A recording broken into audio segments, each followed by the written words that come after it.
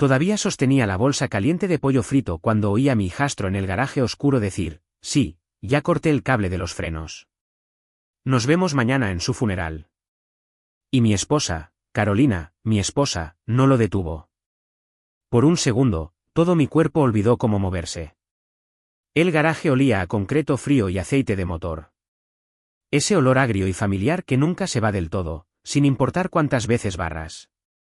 La luz del techo estaba apagada, así que el único resplandor provenía de la pequeña ventana sobre el banco de trabajo y de la pantalla azul del teléfono de Javier. Podía ver su silueta, hombros anchos, cabeza inclinada como si estuviera escuchando un informe del tiempo. Mis dedos se apretaron alrededor de la bolsa de papel, la grasa del pollo empapándola, tibia contra mi palma. Lo había comprado en el deli de Kroger en Arsman Road porque pensé, estúpidamente, que tal vez podríamos tener una noche normal. Una pequeña ofrenda de paz, como las que haces cuando una casa ha estado tensa durante meses y no quieres admitirlo en voz alta. La voz de Javier se mantuvo tranquila. Demasiado tranquila.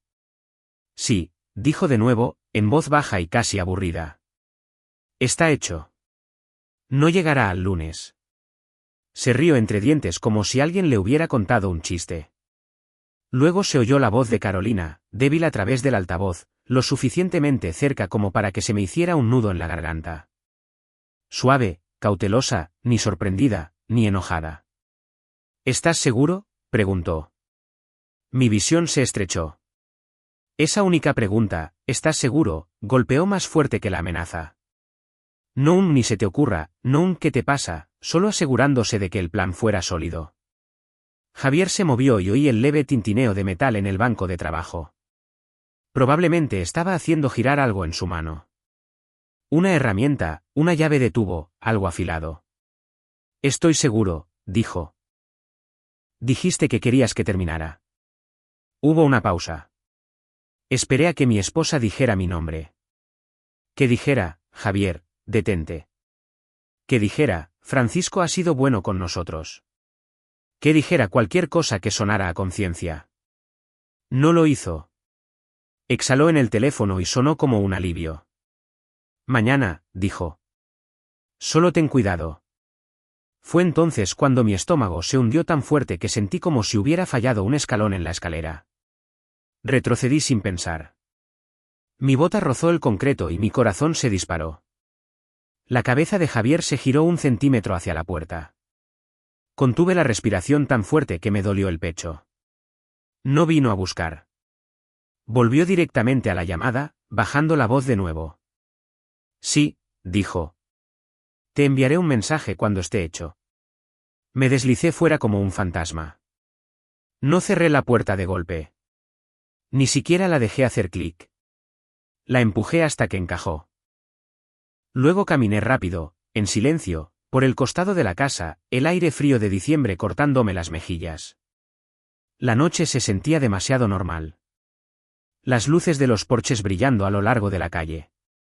El perro de un vecino ladrando una vez, luego silencio. En algún lugar, un televisor sonaba a todo volumen a través de una ventana.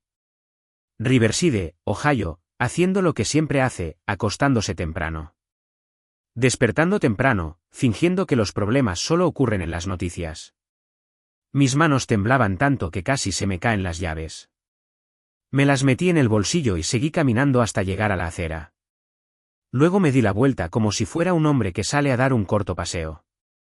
Como si no estuviera a punto de vomitar. La paciencia es mi herramienta. Esa frase me vino a la mente como un viejo hábito. Se la había dicho a los aprendices en el taller de climatización cuando se apresuraban en un trabajo y dañaban un tornillo o rompían una tubería. Más despacio, les decía. La paciencia es su herramienta. Úsenla primero. Ahora tenía que usarla conmigo mismo o iba a volver a entrar allí y hacer algo que arruinaría el resto de mi vida. Me subí a mi viejo sedán, mi cacharro de trabajo, como lo llamaba Carolina, como si le avergonzara, y me senté allí con el motor apagado. Mi aliento empañaba el parabrisas. Mi teléfono se sentía resbaladizo en mi mano temblorosa. Llama a la policía. Mi pulgar flotaba. Y luego vino el siguiente pensamiento, práctico. ¿Qué digo? Hola, oficial. Mi hijastro dijo que cortó mi cable de los frenos y mi esposa no se opuso. No, no tengo una grabación. No, no los confronté. No, todavía no hay un cadáver. En un pueblo pequeño, un hombre que acusa a su esposa e hijastro sin pruebas se convierte en el hazmerreír muy rápido. O peor, te etiquetan de inestable, paranoico, viejo y confundido. Javier sonreiría y diría, Francisco ha estado estresado. Ha estado olvidando cosas. Carolina se secaría los ojos y diría que ha estado muy cansado últimamente. Y luego seguirían adelante. No podía permitir que eso sucediera. Así que hice lo siguiente mejor. Abrí la aplicación de asistencia en carretera y pedí una grúa. El despachador sonaba medio dormido. ¿Cuál es la ubicación de recogida? Miré mi propia casa como si perteneciera a otra persona. En la entrada principal, dije. Mi voz salió firme, lo que me sorprendió. Ford F-150 plateada. Necesito que la remolquen esta noche. ¿Se puede conducir? No, dije, y se me hizo un nudo en la garganta con la mentira. Problema de seguridad. ¿Qué tan pronto la necesita? Lo antes posible, dije. Luego, porque no pude evitarlo, añadí, por favor. Colgué y me quedé allí sentado, escuchando el silencioso tic-tac de mi motor enfriándose. Mis manos seguían temblando, pero mi cerebro ya estaba corriendo a través de lo que importaba. Evidencia, fechas, horas, movimientos que te mantienen vivo. Javier siempre había sido el tipo de hombre que actuaba como si las consecuencias fueran para otras personas. Tenía 32 años y todavía vivía como un adolescente. Nuevos aparatos, nuevos planes, viejos rencores. Cuando Carolina y yo nos casamos hace 11 años, pensé que maduraría. Pensé que un hogar estable podría estabilizarlo. En cambio, se volvió más agudo, más mezquino, como si hubiera decidido que el mundo le debía algo, y yo era el cajero que rechazaba su cupón. Unos meses atrás, me había pedido que confirmara un préstamo solo para consolidar, dijo, con grandes ojos inocentes. Había mirado los papeles y sentí que mi presión arterial subía, los intereses eran como la sonrisa de un tiburón. Le dije que no. Me miró fijamente un largo segundo y luego sonrió lentamente. Siempre crees que eres mejor que yo. Creo que soy mayor que tú, había dicho. Y he aprendido lo que hace la deuda. Esa noche, Carolina se había puesto de su lado. No en voz alta, no directamente, solo de maneras silenciosas. La forma en que dejaba de hablar cuando yo entraba en una habitación. La forma en que respondía a mis preguntas con, tal vez deberías dejarlo pasar, Francisco. La forma en que me hacía sentir que la paz era solo mi responsabilidad. Ahora entendía lo que dejarlo pasar significaba para ellos. Unas luces de faros giraron por la calle. Una grúa. Mi corazón golpeó mis costillas. Me incorporé, observando. El conductor se estacionó cerca de mi entrada. Un hombre corpulento con un gorro de lana salió, su aliento formando nubes. Miró la camioneta, luego la casa, luego a mí, sentado en el sedán como si me estuviera escondiendo. Se acercó y golpeó mi ventana. La bajé 1 centímetro. ¿Usted fue el que llamó?, preguntó. Sí, dije. Señaló hacia la F-150. ¿Qué le pasa? Tragué saliva. La bolsa de pollo yacía fría en mi asiento del pasajero, olvidada. Problema con los frenos, dije. La llevo a casa de un amigo para que la revise. Me miró con los ojos entrecerrados. ¿A esta hora? Yo estoy despierto, dije. Él está despierto. Es importante. El conductor se encogió de hombros como si hubiera visto todo tipo de rarezas. Está bien. ¿A dónde vamos? Le di la dirección que ya había decidido, el único lugar que tenía sentido si quería que mi próximo movimiento fuera seguro y limpio. A Dayton, dije. Cerca de Nedmore Road. El conductor silbó suavemente. Eso es un buen trecho. Yo pago, dije. Él asintió, volvió a su camión y encendió el cabrestante. El cable de metal traqueteó. El sonido me puso la piel de gallina porque sonaba como cadenas. Vi mi F-150 subir a la plataforma. Esa camioneta había sido mía antes de que Carolina y yo compartiéramos una cuenta bancaria. La había conducido a través de tormentas de nieve, olas de calor, a través de años que ahora se sentían como si pertenecieran a otra persona. Las luces de la grúa parpadeaban en rojo contra las casas. Nadie salió. Nadie hizo preguntas. En Estados Unidos, aprendes a no meterte en los asuntos de los demás hasta que los problemas aparecen en tu porche. El conductor regresó con los papeles. Firme aquí. Mi bolígrafo temblaba. Forcé mi mano para que se mantuviera firme. La paciencia es mi herramienta. Cuando terminé, arrancó una copia y me la entregó. Me miró a la cara como si intentara decidir si estaba borracho o enfermo. ¿Está bien, amigo?, preguntó. Miré más allá de él, hacia mi casa. Las cortinas de la sala estaban corridas. Una luz cálida se filtraba por los bordes. En algún lugar adentro, mi esposa probablemente estaba sentada en el sofá como si nada estuviera mal. Estoy bien, dije. Solo cansado. Él asintió como si no me creyera, pero no insistió. Se subió a la grúa y el motor rugió a la vida. Mientras la plataforma se alejaba, sentí que algo se desgarraba dentro de mi pecho, como pena, como ira, como el último jirón de la vida que pensé que tenía. Mi teléfono vibró. Un mensaje de Carolina. ¿Dónde estás? Otra vibración. Javier. Moviste mi camioneta. Se me secó la garganta. No respondí a ninguno de los dos. Todavía no. Me senté allí en el sedán oscuro con una bolsa fría de pollo a mi lado, viendo cómo las luces traseras de la grúa desaparecían por la carretera como una mecha consumiéndose. No grité. No volví a entrar. No les dejé ver mi miedo. Me escabullí y empecé a hacer lo que siempre había hecho cuando algo se rompía en medio de la noche. Me encargué. No salí de la entrada de inmediato. Me quedé sentado otro minuto completo, con las manos en el volante, sintiendo los latidos de mi corazón en las yemas de los dedos.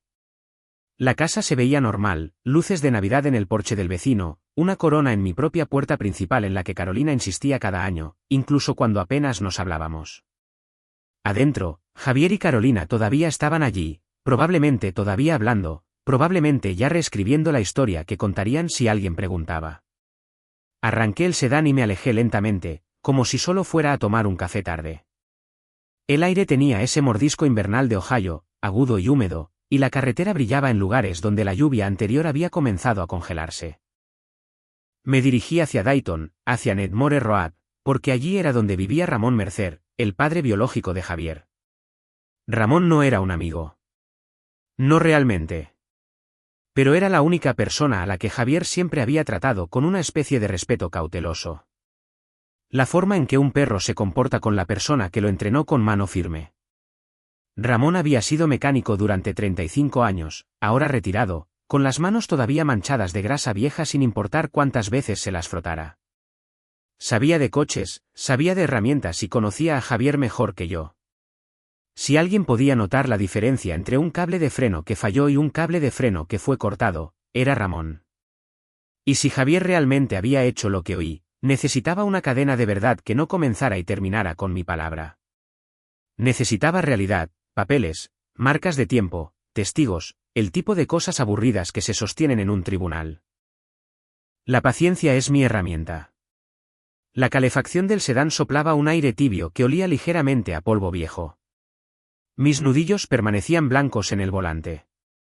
Seguía viendo la silueta de Javier en ese garaje oscuro, escuchando la forma casual en que dijo funeral como si fuera una reserva para almorzar. En el semáforo de Arsman, miré la bolsa grasienta de pollo en el asiento del pasajero. Era ridículo, esta cosa cálida y hogareña que se suponía que haría que una noche familiar se sintiera mejor. Ahora se sentía como evidencia de otra vida. Conduje con la radio baja, no por la música, sino por la compañía. Una estación local de Dayton hablaba de baloncesto de secundaria, luego pasó a un anuncio rápido para una puesta a punto de la caldera Mi Antiguo Mundo, y luego de vuelta al locutor riéndose de cómo la gente conduce como si estuvieran enojados con el clima. Quería reír, no pude. El teléfono volvió a vibrar. «Caroline». «Llámame», por favor. Luego Javier de nuevo. ¿Dónde está la camioneta, Francisco? La necesito mañana. Mañana, esa palabra golpeó como un martillo. No respondí. Si respondía, mi voz se quebraría, o diría algo estúpido, o revelaría mi juego y les daría tiempo para cambiar su plan. Seguí conduciendo, cruzando el río Great Miami, el agua oscura deslizándose bajo el puente como aceite. Recordé ser más joven, antes de Carolina, antes de Javier, cuando lo peor que me preocupaba era si mi espalda podría soportar otro verano en áticos y sótanos. Cuando mi primer matrimonio había terminado, no con traición, sino con un agotamiento silencioso. Dos buenas personas que ya no encajaban. Ahora tenía 58 años y la persona que dormía en mi cama me quería enterrado. Nedmore Road era una franja de negocios cansados y casas de poca altura. El tipo de lugar donde la gente se aferra a lo que tiene. Ramón vivía en una casa de ladrillo de un piso con un garaje independiente y un viejo Buick estacionado bajo una cochera. Una bandera colgaba del porche, rígida por el frío. Entré en la entrada y me senté por un segundo. Tenía la boca seca. Mis manos habían dejado de temblar, pero solo porque algo más se había apoderado, algo tranquilo y frío. Salí y caminé hacia la puerta, antes de que pudiera llamar, se abrió. Ramón estaba allí en pantalones de chándal y una camisa de franela, con el pelo gris aplastado como si hubiera estado durmiendo. Me miró de arriba abajo, con los ojos agudos, incluso a esa hora. Francisco, dijo, como si mi nombre fuera una pregunta. ¿Qué demonios haces aquí? Necesito hablar, dije. Miró más allá de mí, hacia el sedán. ¿Dónde está la camioneta? En camino, dije. Remolcada. Eso lo despertó. Sus cejas se alzaron. ¿Remolcada? ¿Por qué? Porque no confío en ella, dije. Mantuve mi voz firme. ¿Puedo entrar? Dudó, luego retrocedió. Será mejor que empieces a tener sentido. Adentro olía a café negro y cuero viejo. La sala de estar tenía un sillón reclinable, un televisor pequeño y estantes con fotos enmarcadas. Javier de niño sosteniendo un bate de béisbol. Javier en alguna graduación. Javier junto a Ramón en lo que parecía un viaje de pesca. Ramón había guardado las mejores partes. Señaló la mesa de la cocina. Me senté. No ofreció café. Solo me miró fijamente como si estuviera esperando que admitiera que había perdido la cabeza. Saqué el recibo de la grúa de mi chaqueta y lo puse sobre la mesa. Ramón lo cogió, entrecerró los ojos y leyó la línea de la dirección. La hiciste remolcar hasta aquí, dijo lentamente. ¿Por qué? Porque sabes de coches, dije. Y porque necesito que mires algo antes de que nadie más lo toque. Ramón dejó el papel. Francisco, ¿qué está pasando? Respiré hondo. Las palabras se atascaron en mi garganta porque decirlas las hacía más reales. Oí a Javier, dije. Esta noche, en mi garaje. Los ojos de Ramón se entrecerraron. ¿Oíste que decía que? No le conté todo. Todavía no. Solo le di la parte que importaba. Tengo razones para creer que alguien manipuló mis frenos, dije. A propósito. Ramón se echó hacia atrás. La silla crujió. Por primera vez, parecía menos molesto y más cauteloso. ¿Estás acusando a Javier?, preguntó. Te estoy diciendo que no voy a conducir esa camioneta, dije. Y quiero que la revise alguien que no lo endulce. Ramón me miró fijamente un largo segundo. Luego se levantó y caminó hacia el mostrador donde había un pequeño bloc de notas en espiral junto a un teléfono fijo. Lo abrió como si fuera a anotar un número. ¿Qué quieres de mí?, preguntó, sin levantar la vista. Quiero que seas el dueño de la camioneta, dije. Eso hizo que girara la cabeza. Perdón. Ya lo decidí, dije. Voy a transferirla esta noche. Haré el papeleo a primera hora de la mañana. Firmaré lo que necesites.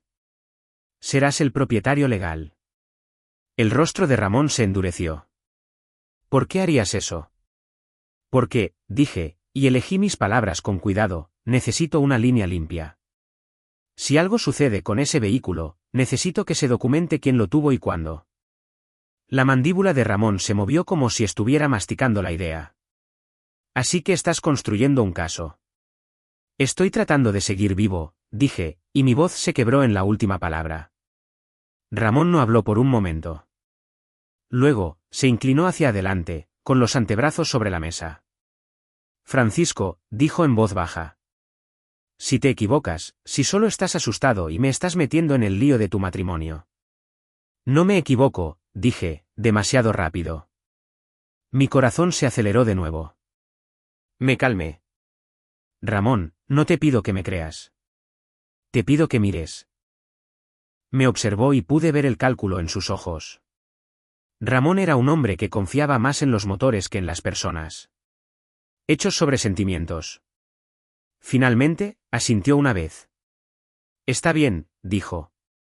Miraré. Luego me señaló con un dedo. Pero escúchame. Si esta cosa es peligrosa, no la voy a conducir a ninguna parte. La meteré directamente en el garaje y la pondré sobre soportes. ¿Entendido? El alivio me golpeó tan fuerte que me ardieron los ojos. Sí, dije. Eso es lo que quiero. Ramón se levantó y cogió su abrigo de un gancho junto a la puerta trasera. La grúa debería estar cerca. Ya está en camino, dije. Hizo una pausa y luego me miró. ¿Por qué me la das, Francisco? En serio. ¿Cuál es el truco? Lo miré a los ojos y dejé que un poco de verdad se filtrara. No hay truco, dije. Solo hazme un favor. Revísala de arriba a abajo antes de siquiera pensar en moverla. Ramón me miró fijamente. Luego su expresión se suavizó. No era amabilidad exactamente, sino comprensión. Del tipo que obtienes de un hombre mayor que ha visto lo que un mal chico puede hacerle a una familia. Asintió de nuevo. Sí, dijo. Lo haré. Afuera, unas luces de faros barrieron la ventana. La grúa había llegado. Ramón se dirigió hacia la puerta y yo lo seguí. Mi teléfono volvió a vibrar. Esta vez no eran ni Carolina ni Javier. Era una llamada perdida de un número que no reconocía. Luego otra y otra. Miré la pantalla mientras se iluminaba una vez más. Ramón Mercer. Estaba de pie justo a mi lado. Él no había llamado. Ni siquiera había tocado su teléfono. Ramón vio cómo cambiaba mi cara y metió la mano en el bolsillo, sacó su propio teléfono y lo comprobó. Su pantalla también se iluminó. Llamada perdida, Javier. Los ojos de Ramón se encontraron con los míos. Tu chico está buscando esa camioneta, dijo en voz baja. Se me apretó el estómago. Sí, dije. Lo sé. Y mientras el conductor de la grúa bajaba la plataforma y el cable sonaba como cadenas en el frío, me di cuenta de algo que no me había permitido pensar todavía. Javier no solo planeaba matarme. Planeaba hacerlo pronto. El conductor de la grúa no perdió el tiempo. Retrocedió la plataforma, el metal gimió, las cadenas resonaron con fuerza en el tranquilo vecindario. Ramón estaba de pie con los brazos cruzados, observando cada centímetro como si ya fuera el dueño de la camioneta, lo que, en cierto modo, pronto sería. Me quedé atrás, cerca del sedán, con el teléfono en la mano, el pulgar flotando. Mi corazón latía demasiado rápido de nuevo, como si quisiera salir corriendo antes que yo. Ramón le hizo señas al conductor. Déjala justo enfrente del garaje, dijo. Yo me encargo desde aquí. El conductor asintió. ¿Quiere que la baje o que la desenganche adentro? Bájala, dijo Ramón. No la voy a conducir ni un centímetro. Esas palabras me calmaron más que cualquier otra cosa en toda la noche. La camioneta rodó fuera de la plataforma y se asentó con un golpe sordo.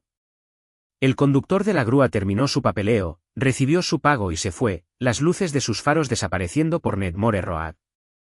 Así, la calle volvió a quedar en silencio. Ramón no perdió tiempo. Abrió el capó, cogió una linterna y sacó una camilla rodante del costado del garaje. El hombre se movía como si la memoria muscular estuviera pensando por él. Este era su lenguaje. Yo me quedé en la puerta, con los brazos cruzados con fuerza alrededor de mí, viendo su bota sobresalir de debajo de la camioneta. Entonces, dijo Ramón desde abajo, con la voz ahogada. ¿Quieres decirme exactamente qué oíste? Tragué saliva. Dijo que cortó el cable de los frenos. Silencio. Luego, Ramón salió a medias, se apoyó en un codo y me miró directamente. ¿Estás seguro de que eso fue lo que dijo? Sí. ¿Y Carolina? No lo detuvo. Ramón me miró fijamente un largo segundo, luego volvió a meterse debajo sin decir otra palabra. El haz de su linterna se movía nerviosamente a través de mangueras y cables metálicos. Lo oí murmurar para sí mismo, pequeñas medias palabras, como hacen los mecánicos cuando están pensando. Mi teléfono vibró de nuevo. Javier. ¿Por qué mi papá está llamando por la camioneta? No respondí. Luego llegó otro mensaje, esta vez de Carolina. Francisco, por favor. Esto se está yendo de las manos. ¿Yéndose de las manos? Apagué el teléfono y me lo metí en el bolsillo. Tenía las manos resbaladizas de sudor, incluso con el frío. De debajo de la camioneta llegó una fuerte inhalación. Francisco, dijo Ramón. Su voz era diferente ahora. Tensa. Ven a ver esto. Sentí las piernas pesadas mientras me acercaba y me agachaba. Ramón inclinó la linterna para que pudiera ver. No soy mecánico, pero he trabajado con máquinas toda mi vida. Sé la diferencia entre desgastado y roto, entre viejo y dañado. El cable del freno no estaba deshilachado. No estaba oxidado. Estaba cortado limpiamente, recto, como si alguien lo hubiera hecho despacio, con cuidado, con la herramienta adecuada. Lo miré fijamente hasta que mi visión se nubló. ¿Eso? Eso no es. No es un accidente, terminó Ramón. Salió por completo y se sentó, pasándose una mano por el pelo. Eso es deliberado. Se me revolvió el estómago. Aunque lo había esperado, lo había temido, verlo lo hizo todo más pesado, más real. Ramón se levantó y caminó de un lado a otro una vez, luego se detuvo frente a mí. ¿Cuándo fue la última vez que la condujiste? Ayer por la tarde, dije. ¿Se sentía bien? Él asintió. Entonces se hizo después de eso. Se me apretó el pecho. Dijo que esta noche. Ramón soltó un largo suspiro. Jesús. Por un momento, ninguno de los dos habló. El frío se coló a través de mi abrigo. En algún lugar de la calle, una puerta se cerró de golpe. La vida continuaba. Ramón metió la mano en el bolsillo y sacó su teléfono. Voy a llamar a la policía. Mi pulso se disparó. ¿Espera? Me miró bruscamente. Francisco, esto no es una discusión familiar. Esto es manipulación criminal. Alguien podría haber muerto. Lo sé, dije. ¿Solo? Déjame hacer una llamada primero. Dudó, luego asintió una vez. ¿Una? Me alejé unos pasos y volví a encender mi teléfono. Llamadas perdidas y mensajes de texto inundaron la pantalla. Los ignoré y marqué un número que había guardado hacía años, pero que rara vez usaba. Marta Klein contestó al segundo timbre. Más te vale que sea bueno, dijo, con voz aguda pero alerta. Es casi medianoche. Marta, dije, necesito un consejo, ahora mismo. Oyó algo en mi voz y se suavizó. ¿Dónde estás? En Dayton. Con mi camioneta. Le han cortado el cable de los frenos. Hubo una pausa. ¿Cortado? ¿Cómo? Limpio, dije. Un mecánico lo está revisando ahora.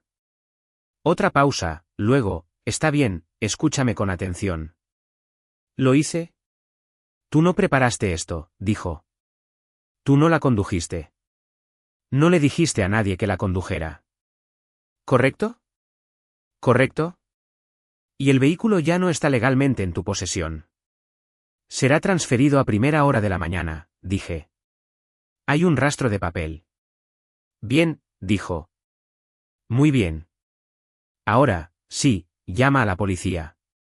Esta noche. ¿Quieres que esto quede documentado inmediatamente? Fechas, horas, testigos. Se me hizo un nudo en la garganta. Podrían pensar que yo hice algo. Podrían, dijo. Pero los hechos vencen al miedo. Mantén la calma. Di exactamente lo que sabes, nada más. Miré a Ramón, que ya estaba marcando el 911. Marta, dije, lo oí decir que ya lo había hecho, que me quería muerto. Su voz bajó. Entonces hiciste lo correcto al salir de esa casa. Colgué y regresé. Ramón terminó la llamada y guardó su teléfono. Van a enviar a alguien, dijo. ¿Pronto? Esperamos en el garaje, el cable del freno cortado colgando allí como una acusación. Podía oír los latidos de mi propio corazón en mis oídos. Mi boca sabía a metal. Las sirenas sonaron débilmente en la distancia, luego se hicieron más fuertes. Luces rojas y azules bañaron la puerta del garaje, la camioneta, el rostro marcado de Ramón. 2 oficiales salieron, uno mayor, otro más joven. Tomaron declaraciones. Fotografiaron el cable. Me preguntaron por qué la camioneta estaba allí. Les dije la verdad, toda. Con calma, claridad, sin gritos, sin acusaciones más allá de lo que había visto y oído. El oficial más joven frunció el ceño. ¿Está diciendo que su hijastro hizo esto? Estoy diciendo que el cable del freno fue cortado, dije. Y lo oí decir que él lo hizo. ¿Y su esposa? No se opuso. El oficial mayor lo anotó lentamente. Se fueron después de casi una hora, prometiendo un seguimiento, sin prometer nada más. Cuando el garaje finalmente volvió a quedar en silencio, Ramón se apoyó en el banco de trabajo y se frotó la cara. Mi propio hijo, dijo. Jesús. Me hundí en una silla plegable. El agotamiento se apoderó de mí como una ola. Mis manos temblaban de nuevo, peor esta vez. Ramón me miró. ¿Estás bien? Abrí la boca para decir que sí, y en su lugar tuve una arcada, apenas llegando al cubo de la basura antes de vomitar. Ramón no dijo una palabra. Solo sostuvo el cubo con firmeza y esperó. Después, me quedé sentado allí, vacío y temblando, mirando el suelo de concreto. No siento que haya ganado, dije con voz ronca. Ramón negó con la cabeza. No ganaste. Sobreviviste. Afuera, mi teléfono volvió a vibrar. Esta vez, era una notificación de correo de voz de Javier. Todavía no lo escuché. Solo sabía una cosa con certeza ahora. Esto no había terminado. Para la mañana siguiente, la historia ya había comenzado sin mí. Me desperté en el sofá de Ramón con el abrigo todavía puesto y el cuello rígido por dormir mal. El olor a café llegaba desde la cocina, amargo y fuerte. Por unos segundos, no supe dónde estaba. Luego, la imagen de ese cable de freno cortado limpiamente volvió a su lugar, afilada como un cuchillo. Ramón estaba en la mesa, desplazándose por su teléfono, con la mandíbula apretada. Eres famoso en Internet, dijo sin levantar la vista. Se me hundió el estómago, de nuevo. Giró la pantalla hacia mí. La publicación de Carolina en Facebook. Era larga, emocional, cuidadosamente escrita. Por favor, recen por mi familia. Francisco se fue anoche en un ataque de ira y llevó las cosas demasiado lejos. Mi hijo está siendo acusado de algo terrible, y estamos desconsolados. Las mentiras pueden destruir una familia más rápido que cualquier accidente. Había una foto de ella y Javier de la Navidad pasada, sonriendo, abrazados, con nuestra sala de estar brillando detrás de ellos. Los comentarios ya se estaban acumulando. Lo siento mucho, Carolina. Rezando por ti y por Javier. Algunos hombres simplemente no pueden soportar perder el control. Te mereces algo mejor. Sentí como si me hubieran dado un puñetazo en el pecho. No mencionó los frenos, dije. No, respondió Ramón, mencionó los sentimientos. Puse los pies en el suelo, la cabeza me martilleaba. Así es como siempre lo hace. Al mediodía, el vecindario había elegido su versión de la verdad. Volví a Riverside a buscar ropa, manteniendo la cabeza gacha. Gente a la que había saludado durante años de repente encontraba razones para mirar sus teléfonos. La señora Rivera, de 3 casas más abajo, me miró como si hubiera entrado con barro en su iglesia. Al final de la calle, vi 2 coches de policía estacionados cerca de mi casa. ¿Mi casa? La que todavía tenía la corona en la puerta. Un oficial se acercó cuando me vio. Francisco Delany. Sí. Necesitamos hacerle algunas preguntas más. Adentro, el lugar se sentía hueco. Carolina estaba sentada en el sofá, con los ojos rojos, las manos juntas como si estuviera en una sala de espera. Javier estaba de pie cerca del pasillo, con los brazos cruzados, la mandíbula apretada. Parecía tranquilo, casi aburrido.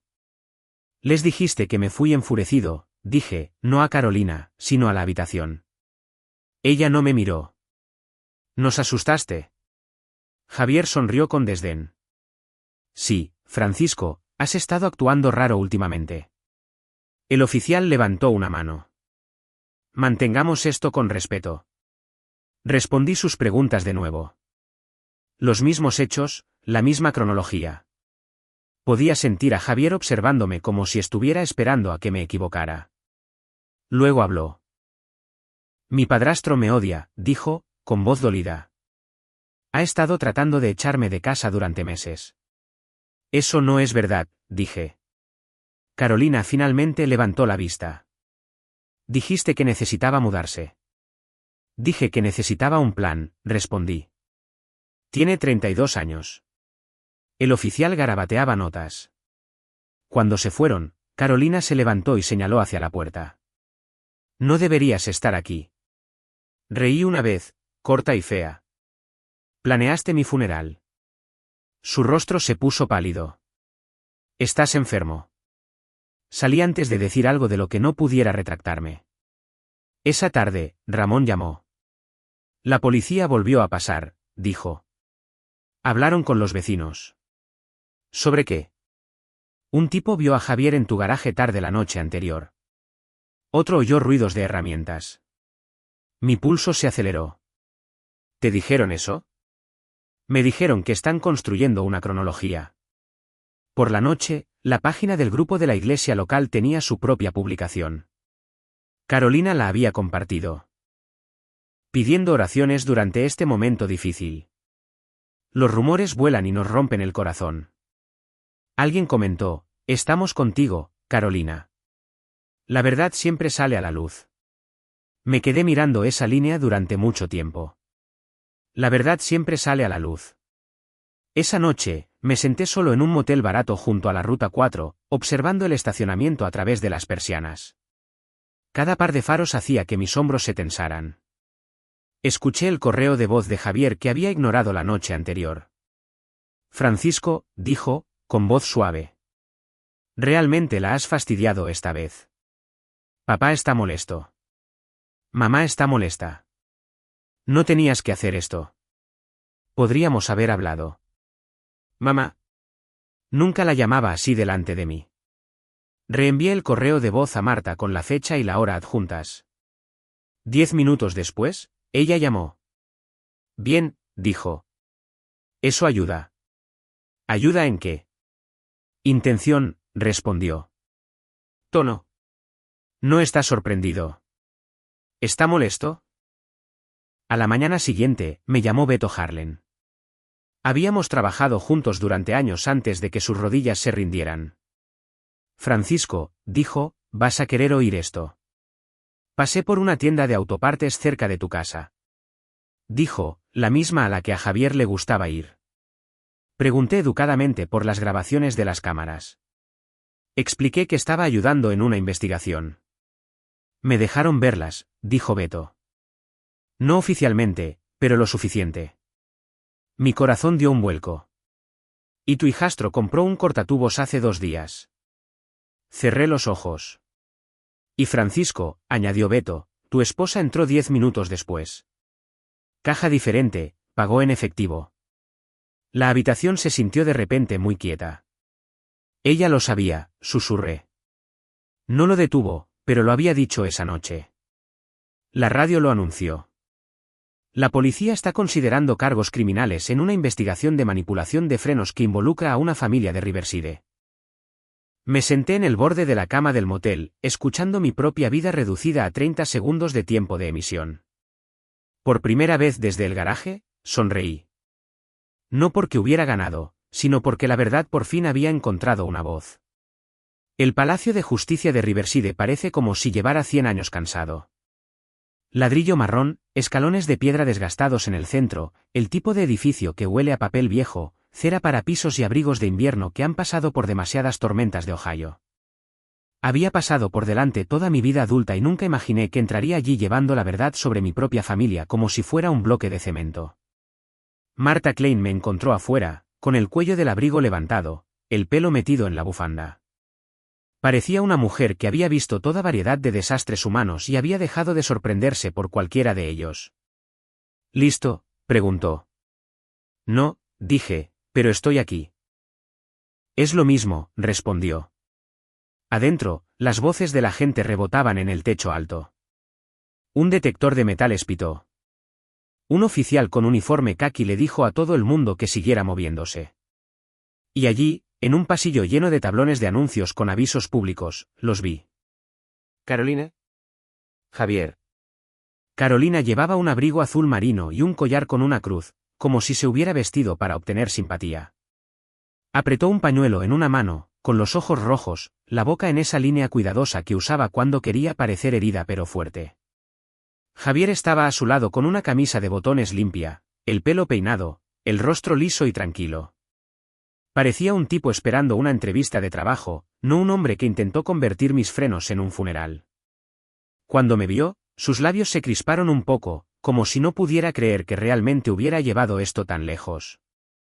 Los ojos de Carolina se encontraron con los míos. Por un instante, vi un destello de miedo. Luego lo reemplazó con ira. No tienes que hacer esto, susurró mientras Marta y yo nos acercábamos. Marta ni siquiera disminuyó la velocidad. Señora, él no hizo nada. Denunció un delito.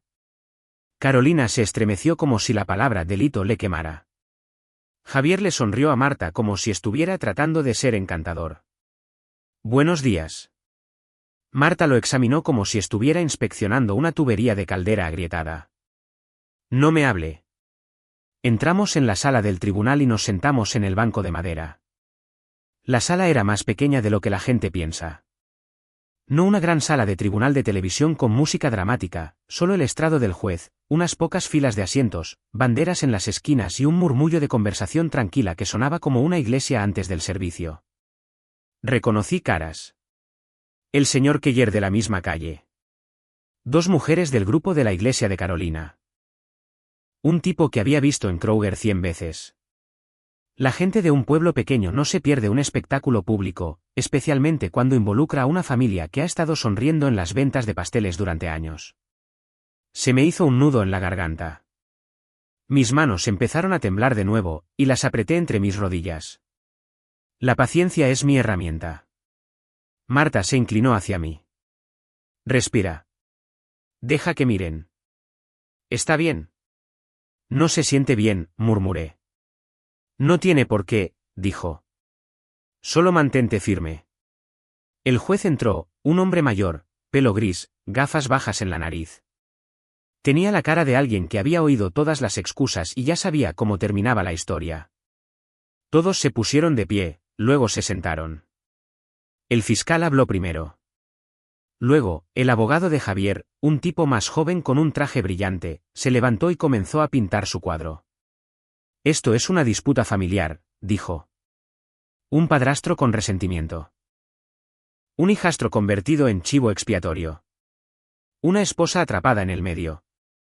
Sentí que el calor me subía por el cuello. Carolina se secó los ojos como si fuera una señal. Javier miraba al frente, tranquilo como una estatua. Entonces Marta se levantó. Con el debido respeto, dijo, con voz clara. Esto no es resentimiento. Es un cable de freno cortado. Es un recibo de grúa. Es una cronología. Es un hombre adulto declarando que oyó un plan para matarlo, y está corroborado por evidencia física. El juez miró por encima de sus gafas. Estamos aquí para una audiencia preliminar, dijo. No para un sermón, pero escucharé lo que tiene. Marta asintió una vez.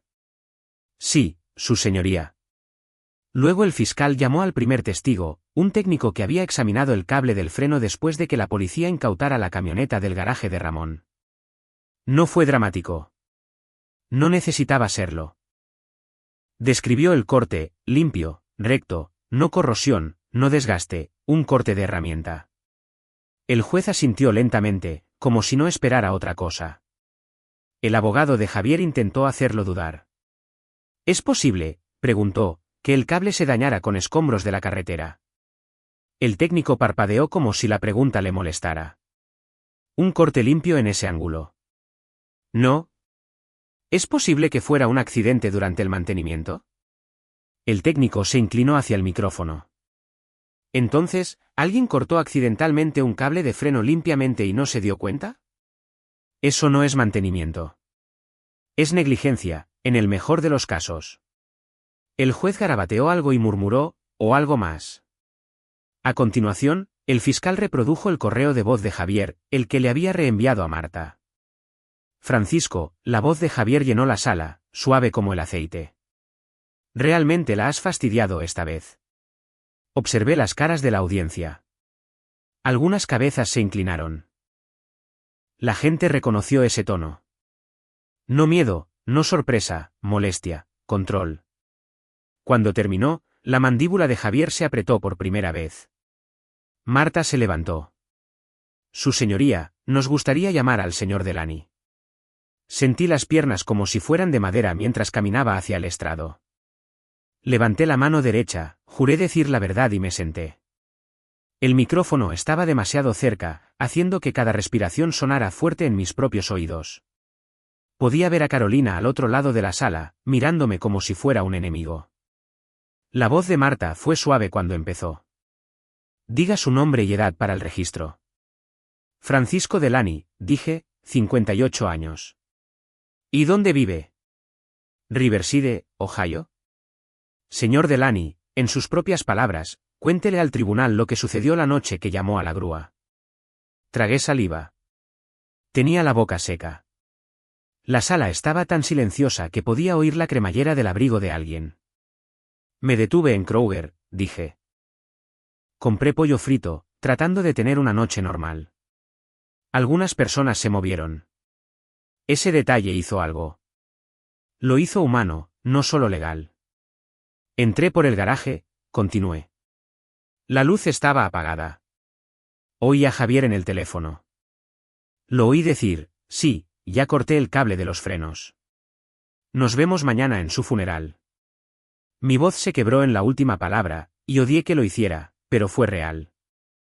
Marta asintió, firme. ¿Y con quién hablaba? Miré a Carolina. No quería, pero lo hice. Mi esposa, dije.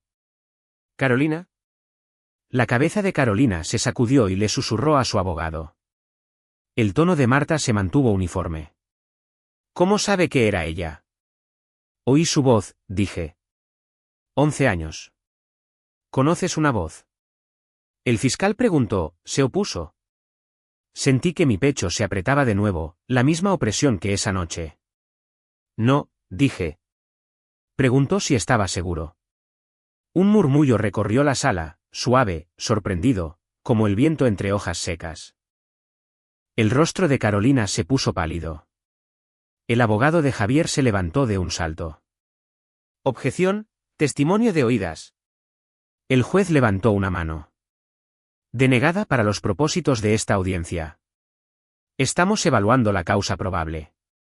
Marta se inclinó. ¿Qué hizo a continuación, señor Delany? Me fui, dije en voz baja. No lo confronté.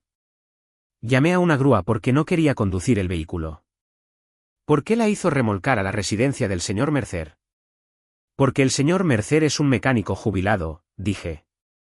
Y porque quería que alguien que sabe de coches la mirara antes de que alguien pudiera afirmar que me lo imaginé. Los ojos del juez se dirigieron a Ramón, que estaba sentado en la última fila. Ramón asintió una vez, con el rostro tenso. El abogado de Javier se levantó y se acercó para el contrainterrogatorio como un hombre ansioso por pelear. Señor Delany, comenzó. ¿No es cierto que ha tenido conflictos con Javier? Sí, dije. ¿No es cierto que quería que se fuera de su casa? Quería que fuera responsable, dije. Tiene 32 años. ¿No es cierto también, dijo, con la voz en aumento, que transfirió un vehículo con un defecto peligroso al señor Mercer? Sentí una sacudida de ira. La mano de Marta se levantó ligeramente, tranquila. Respondí con firmeza. Le dije al señor Mercer que no lo condujera. Le pedí que lo inspeccionara antes de moverlo. La voz de Ramón vino desde atrás, baja pero clara. ¿Lo hizo? El juez golpeó con su bolígrafo en el escritorio. Señor Mercer, ¿esperará a ser llamado o será retirado? Ramón se calló. El abogado de Javier presionó. Pero no se lo dijo a la policía de inmediato, ¿verdad? No llamó al 911 desde su entrada. Llamé a una grúa, dije. Luego a mi abogada, y luego se llamó a la policía en el momento en que se confirmó el corte. Él sonrió con suficiencia. Conveniente. Lo miré directamente a los ojos. Seguir vivo es conveniente. Eso provocó algunas risas tranquilas y sorprendidas de los bancos. No risas. Solo ese sonido de la gente mayor del Medio Oeste tratando de no reaccionar. El abogado cambió de táctica. Usted afirma que su esposa fue parte de esto. Es una acusación seria. No estoy afirmando, dije. Estoy diciendo lo que oí. Y sin embargo, dijo, no tiene ninguna grabación. Marta se levantó. Su señoría, ¿puedo? El juez asintió. Marta se giró ligeramente y habló al tribunal como si estuviera presentando un plano. Tenemos evidencia física de un corte deliberado. Tenemos una cronología que sitúa al acusado cerca del garaje. Tenemos un correo de voz que indica conciencia de la acción. Tenemos declaraciones de testigos. Y tenemos un vídeo de la tienda que documenta la compra de un cortatubos. El fiscal añadió, y registros de pago que muestran que la señora Delany estaba presente en la tienda poco después. Carolina emitió un sonido, mitad jadeo, mitad ahogo, su cabeza se giró bruscamente hacia Javier, y por primera vez, su rostro no estaba controlado. Era confusión y miedo desnudos. Javier no la miró.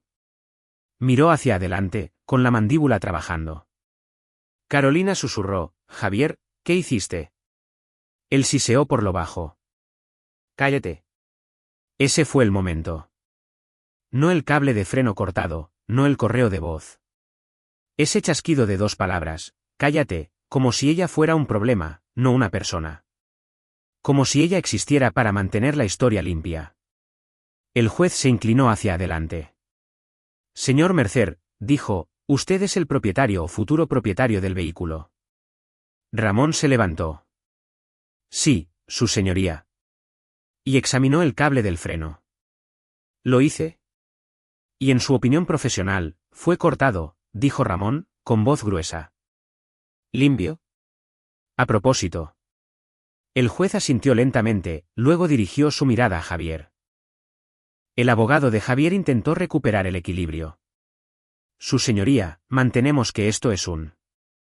El juez volvió a levantar una mano, y su voz era plana como una pala. No.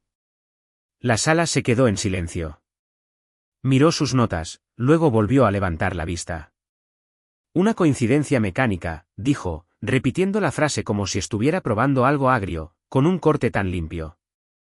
Hizo una pausa lo suficientemente larga como para que todos lo sintieran. Lo próximo será decirme que la camioneta se operó a sí misma, añadió. Esta vez, la gente sí se rió. Risas tranquilas y agudas, del tipo que rompe la tensión en una sala llena de gente mayor que ha estado conteniendo la respiración. La cara de Javier se sonrojó. Carolina comenzó a llorar, lágrimas de verdad ahora, no del tipo escenificado. Se cubrió la boca con el pañuelo y negó con la cabeza una y otra vez como si pudiera deshacer lo que había permitido. No sabía que realmente lo haría, susurró. La miré y mi voz salió baja, cansada y honesta. No lo detuviste, dije. Dejaste que respirara en nuestra casa. El mazo del juez no fue dramático, solo un golpe sólido. Basado en la evidencia presentada, dijo, este tribunal encuentra causa probable. Se emite una orden de no contacto. El acusado será retenido en espera de nuevos procedimientos. El abogado de Javier le susurró urgentemente. Javier se levantó, con las manos apretadas, los ojos ardiendo. Mientras el oficial se acercaba, Javier finalmente me miró. No con tristeza, no con arrepentimiento, con odio. Por un segundo, mis rodillas amenazaron con doblarse. No por miedo a él ahora, sino por el peso de ver la verdad de una persona tan claramente. Ramón se movió a mi lado como si fuera a interponerse entre nosotros si fuera necesario. El llanto de Carolina se convirtió en un sonido silencioso y roto, y yo me quedé allí sentado, respirando, sintiendo el aire del tribunal llenar mis pulmones como la primera bocanada real de aire que había tomado en días. Cuando todo terminó, salía la fría luz del sol de Ohio. Me dio en la cara, pálida y débil, pero era luz al fin y al cabo. No me sentí victorioso. Me sentí vivo. Pensé que las puertas del tribunal se sentirían como un final. No fue así. Se sintieron como una puerta que cruzas y te das cuenta de que sigues en la misma tormenta, solo que en un lado diferente. Afuera, el viento cortaba los escalones, azotando los abrigos y haciendo que la gente encogiera los hombros. Un par de las señoras de la iglesia que habían estado en la sala del tribunal evitaron mi mirada. Una de ellas, una mujer a la que una vez había ayudado a llevar las compras cuando su marido estaba en el hospital, le susurró a su amiga y se dio la vuelta como si yo fuera contagioso. Ramón estaba a mi lado, con las manos metidas en los bolsillos, mirando el estacionamiento como si quisiera golpear algo y supiera que no podía. Marta bajó los escalones, rápida y decidida. No vuelvas a la casa, dijo de inmediato. No pensaba hacerlo, respondí. Bien, dijo. Sin contacto significa sin contacto. Deja que la policía se encargue de Javier. Deja que el abogado de divorcios se encargue de Carolina. La palabra divorcio cayó más pesada de lo que esperaba. No porque no lo quisiera, sino porque una parte de mí todavía no podía creer que estuviera aquí. Que mi segundo matrimonio, el que pensé que sería más tranquilo, casi hubiera terminado con un funeral. Ramón exhaló por la nariz. No puedo creerlo de mi hijo, dijo. Marta lo miró. Créelo, dijo. Y actúa en consecuencia. Se volvió hacia mí. Francisco, va a haber una reacción violenta. La gente dirá que le tendiste una trampa. La gente dirá que estás exagerando. No puedes dejarte arrastrar a discutir con Internet. Casi me río. Tengo 58 años. La mitad del tiempo ni siquiera sé mi contraseña de Facebook. La boca de Marta se movió ligeramente. ¿Bien? Sigue así.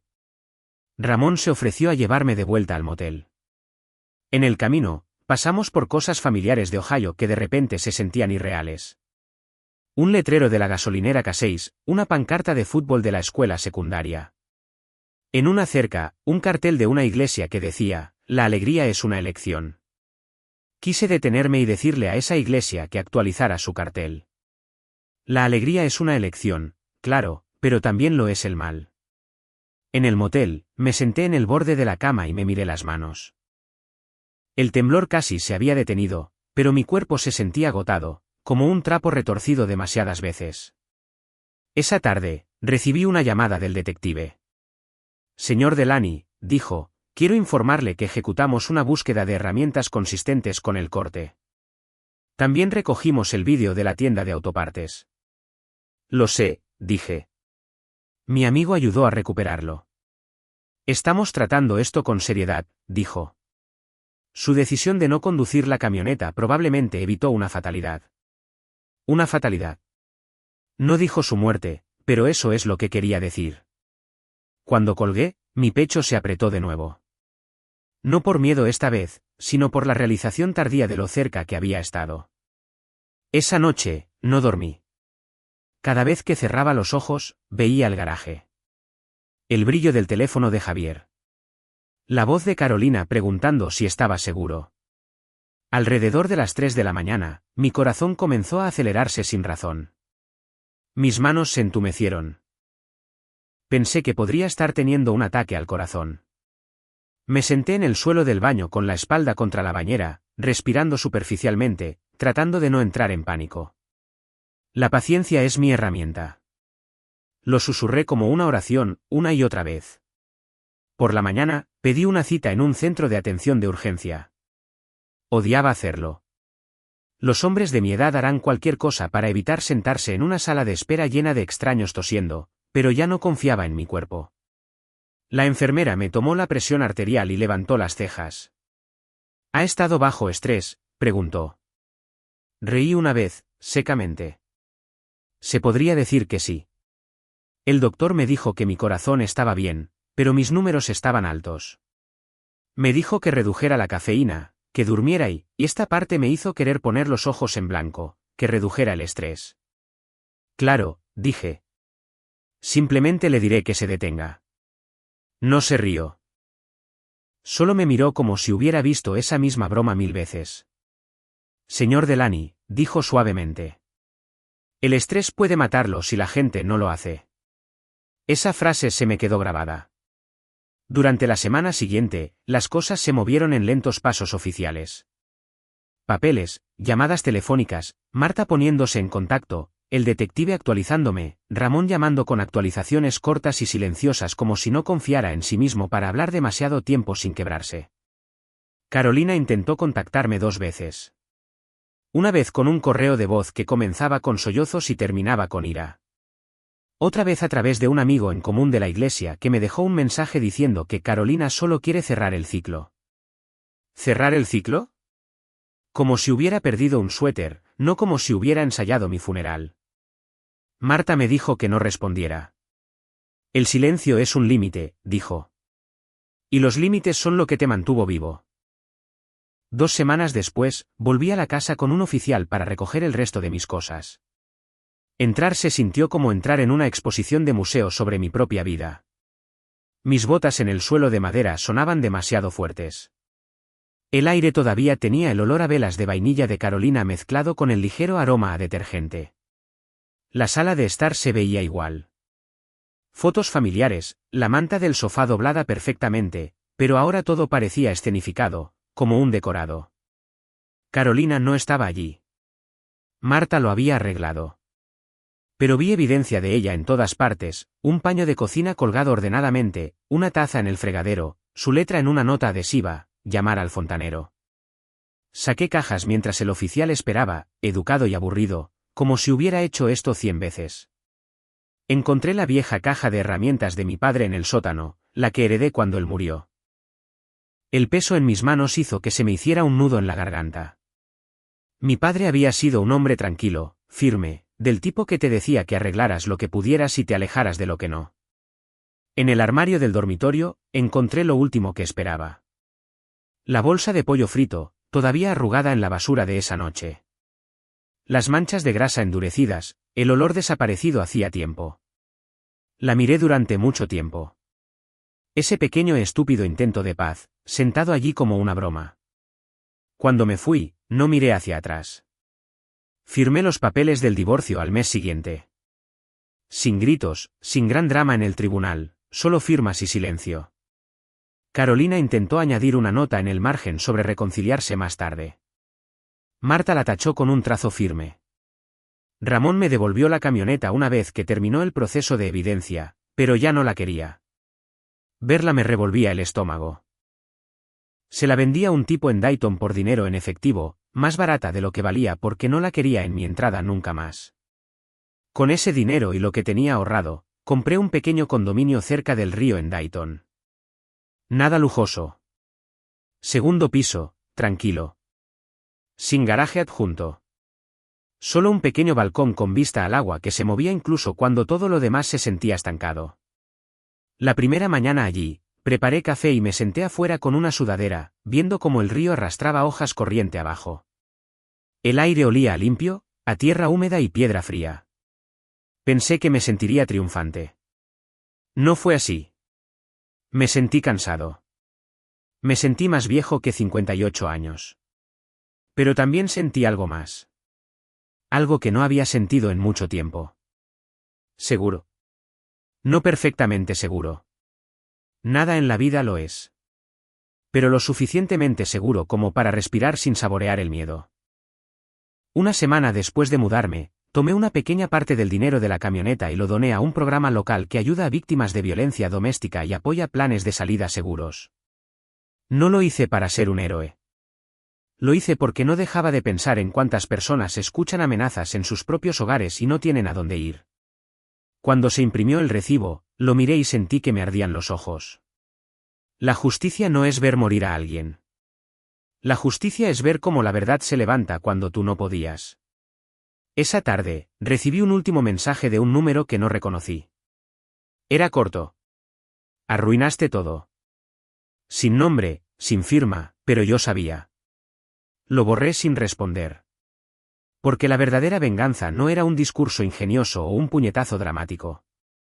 Era negarse a seguir jugando su juego.